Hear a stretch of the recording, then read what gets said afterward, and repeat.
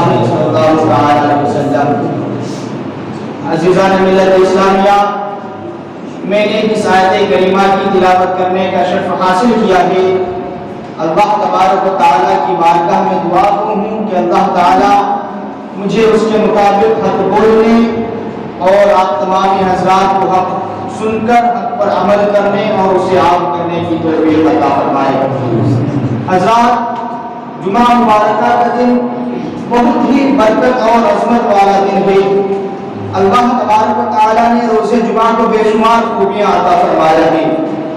اور انہیں خوبیوں کی جمع ہونے کی وجہ سے اسے جمعہ کہا جاتا ہے۔ جمعہ کا دن تمام دنوں کا سردار اور مسلمانوں کے لیے ہفتہ کی عید کا دن ہے۔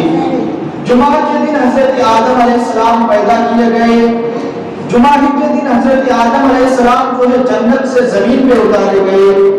جمعہ کے دن حضرت آدم علیہ السلام کی توبہ قبول ہوئی۔ جمعہ کے دن حضرت آدم علیہ السلام کا انتقال بھی ہوا، اور جمعہ کے دن انتقال ہونے والا شخص وہ عذاب قبر سے محفوظ ہو جاتا ہے اور وہ شہید کا درجہ پاتا ہے۔ اور جمعہ کے دن میں اللہ تبارک و تعالیٰ نے ایک ایسی ساعت رکھا ہے، ایک ایسا وقت رکھا ہے کہ اگر مسلمان بندہ اس وقت کو پا لے اور اس وقت میں جو بھی دعا کرے اللہ تعالیٰ اس کی دعا کو ضرور قبول فرماتا ہے۔ عزیزان ملت اسلامیہ، یہ بات میں اپنے گھر سے نہیں کہہ رہا ہوں، یہ ہوائے نفس سے نہیں بتا رہا ہوں، سنے اس رسول کی باتیں بتا رہا ہوں جس رسول کا آپ کلمہ پڑھتے ہیں، جس رسول کا امتی ہونے کا، جس رسول کی امتی ہونے کا آپ دعویٰ کرتے ہیں، جس رسول کے بتانے سے اپنے نمازوں کو فرض مانا۔ میں اسی نبی کی باتیں بتا رہا ہوں جس نبی کے بتانے سے اپنے روزے کو فرض مانا، جس نبی کے بتانے سے آپ نے زکات کو صاحب نصاب پہ فرض مانا، جس نبی کے بتانے سے آپ نے حج کو صاحب استطاعت پہ فرض مانا، اسی رسول کی بات بتا رہا ہوں۔ حضرت سیدنا ابو ہریرہ رضی اللہ تعالیٰ عنہ سے مروی ہے، وہ فرماتے ہیں کہ اللہ کے رسول صلی اللہ تعالیٰ علیہ وسلم غیب نبی صلی اللہ تعالیٰ علیہ وسلم ارشاد فرماتے ہیں کہ اللہ تبارک و تعالیٰ نے روز جمعہ میں ایک ایسی ساعت رکھا ہے، ایک ایسا ٹائم رکھا ہے، ایک ایسا وقت رکھا ہے کہ اگر مسلمان بندہ اس گھڑی کو پا لے، اس ساعت کو پا لے، اور اس وقت میں اللہ تعالیٰ سے وہ جو کچھ بھی دعا کرتا ہے اللہ تعالیٰ اس کی دعا کو ضرور قبول فرماتا ہے۔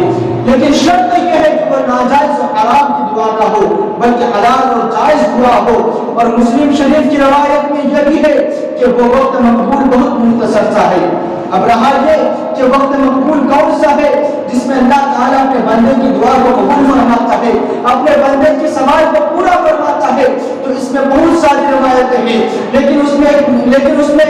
جو ہے مقبول روایت یہ ہے کہ وہ وقت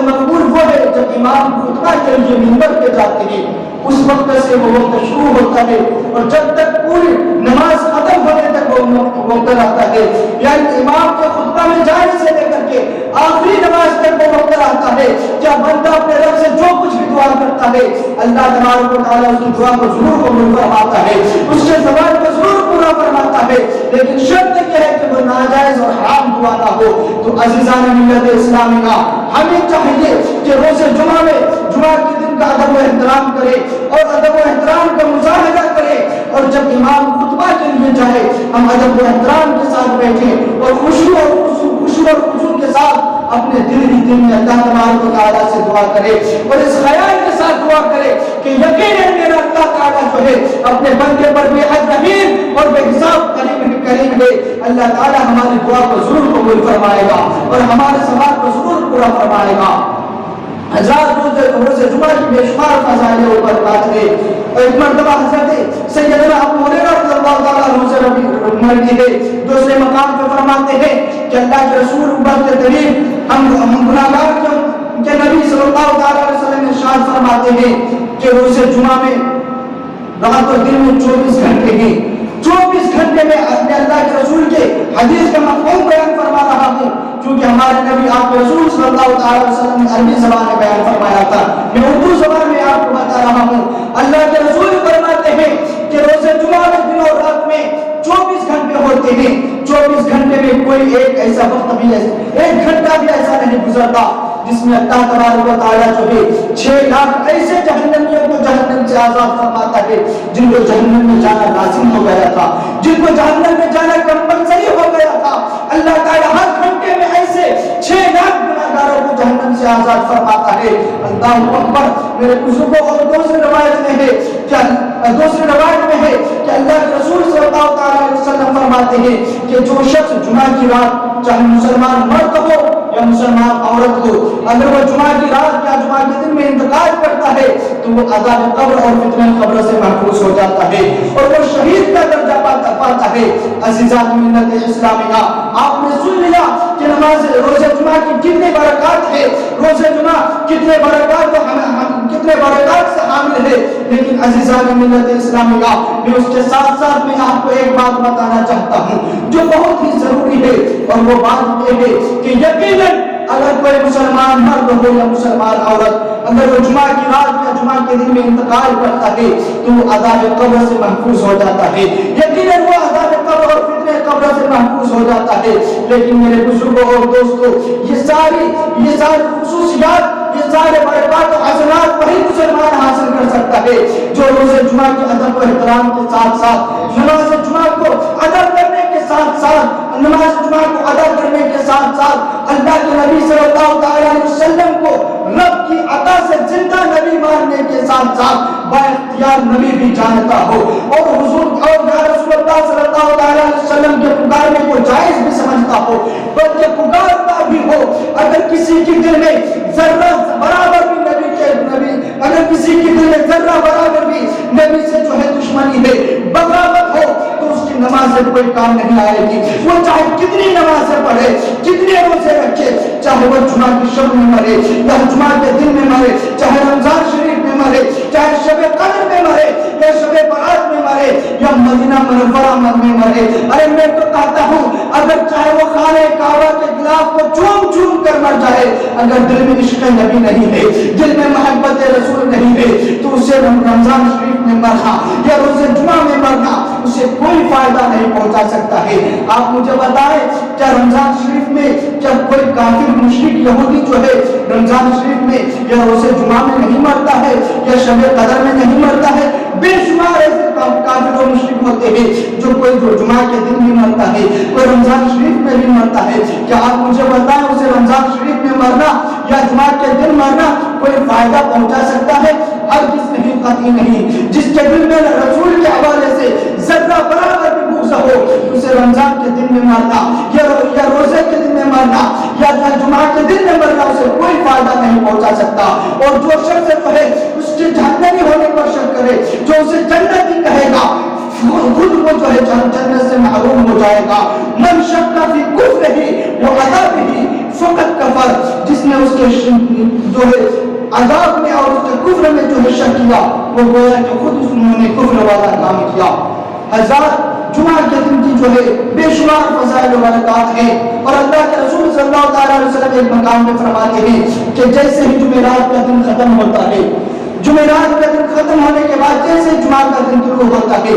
فرشتے مسجد میں آتے ہیں, اور مسجد میں آنے کے بعد مسجد کے دروازے پہ ایک رجسٹر لے کے کھڑے ہو جاتے ہیں, دفتر لے کر کے کھڑے ہو جاتے ہیں, اور جیسے جیسے مسلمان نماز پڑھنے کے لیے جمعہ کے دن مسجد میں آتے رہتے ہیں, فرشتے ہر ایک کا نام اپنے دفتر میں لکھتے ہیں, اپنے ہاتھ میں رکھے ہوئے رجسٹر میں ہر ایک کا نام لکھتے ہیں. تو جو سب سے پہلے مسجد میں آتا ہے, فرشتے ان کا نام لکھتے ہیں اور ان کے ساتھ لکھتے ہیں کہ فلاں شخص مسجد میں سب سے پہلے آیا, گویا کہ اس نے اللہ کی راہ میں جو ہے اونٹ کی قربانی پیش کیا. پھر اس کے بعد جو شخص آتا ہے, فرشتے ان کا بھی نام لکھتے ہیں, ان کے ساتھ لکھتے ہیں کہ انہوں نے گائے کی قربانی پیش کی. پھر اس کے بعد جو شخص آتا ہے ان کا نام لکھتے ہیں اور لکھتے ہیں کہ انہوں نے دمبا قربانی کی. پھر اس کے بعد جو شخص آتا ہے, فرشتے ان کا بھی نام لکھتے ہیں اور ان کے نام کے سامنے لکھتے ہیں کہ انہوں نے اللہ کی راہ میں جو ہے مرغا کو اللہ کی راہ میں صدقہ کیا. پھر اس کے بعد جو شخص آتا ہے, فرشتے ان کا بھی نام لکھتے ہیں اور ان کے نام کے سامنے لکھتے ہیں کہ انہوں نے جو اللہ کی راہ میں انڈے کا صدقہ کیا. گویا کہ جیسے جیسے لوگ مسجد میں آتے رہتے ہیں, فرشتے ایک ایک کر کے سب کا نام اپنے رجسٹر میں لکھتے جاتے ہیں, سب کا نام اپنے دفتر میں نوٹ کرتے ہیں اور سب کے درجات اپنے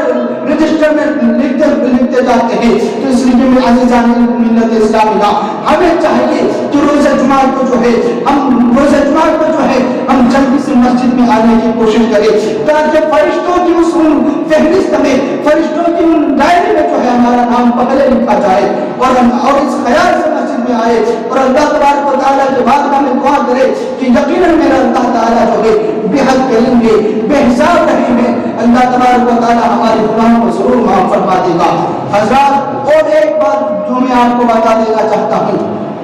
اللہ کے رسول صلی اللہ علیہ وسلم فرماتے ہیں کہ جب مسجد میں امام خطبہ کے لیے جائے تو آپ حضرات جو ہے خطبہ کو آرام سے سنیں، خاموشی کے ساتھ سنیں، چونکہ جب فرشتے مسجد میں آتے ہیں نام لکھنے کے لیے، جب سب کے نام لکھتے ہیں اور جب امام خطبہ کے لیے جاتے ہیں تو فرشتے بھی اپنے رجسٹر کو سمیٹ دیتے ہیں، اپنے دفتر کو سمیٹ دیتے ہیں اور وہ بھی خشوع اور خضوع کے ساتھ امام کی خطبہ کو سنتے ہیں۔ تو اس سے معلوم ہوتا ہے کہ ہمیں بھی جو ہے ادب و احترام کے ساتھ خطبہ کو سننا چاہیے۔ اللہ کے رسول صلی اللہ علیہ وسلم فرماتے ہیں کہ جب امام جمعہ کا خطبہ دے رہے ہوں تو اس وقت جو ہے کوئی دنیا کی باتیں نہ کرو۔ اس وقت اگر کوئی شخص مسجد میں پڑی ہوئی کنکری کو بھی ہٹا دیتا ہے تو اللہ کے رسول فرماتے ہیں گویا کہ انہوں نے وہ شخص نے لغو کیا، گویا کہ امام کے خطبہ کے وقت کسی نے مسجد میں پڑے ہوئے کنکری کو بھی ہٹا دیا تو اس کو لغو میں شمار کیا جاتا ہے، ان کی غلطیوں میں شمار کیا جاتا ہے۔ اس لیے عزیزان ملت اسلامیہ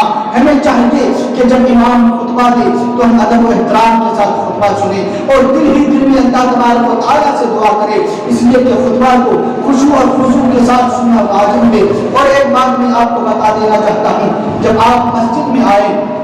تو مسجد میں آنے کا احترام کیا ہے؟ ہم مسجد میں آتے ہیں تو دوڑے دوڑے آ جاتے ہیں، مسجد میں آنے کا احترام یہ ہے کہ جب مسجد میں آئے تو آپ اپنے قدم کو مسجد میں داخل کریں اور مسجد میں گھسنے کی دعا پڑھتے ہوئے داخل ہوں۔ مسجد میں گھسنے کی دعا یہ ہے کہ اللہم افتح لی ابواب رحمتک، اے پروردگار تو میرے لیے اپنے رحمت کے دروازے کو کھول دے۔ میرے آقا صلی اللہ علیہ وسلم کے پیارے دیوانوں، اور جب آپ مسجد میں گھس جائیں، مسجد میں داخل ہو جائیں تو مسجد میں باہر کے بعد ہم دنیا کی باتوں میں لگے ہوئے نہ رہیں، ادھر ادھر کی باتوں کو مسجد میں آ کر کے نہ کریں، دکان کی باتوں کو مسجد میں آ کر کے نہ کریں، بلکہ مسجد میں آنے کے بعد ایک کام آپ یہ بھی کر لیں تاکہ ہمارے ثواب میں اور اضافہ ہو جائے، ہمارے ثواب میں چار چاند لگ جائے۔ وہ کام کیا ہے کہ جب آپ مسجد میں آئے تو مسجد میں آنے کے بعد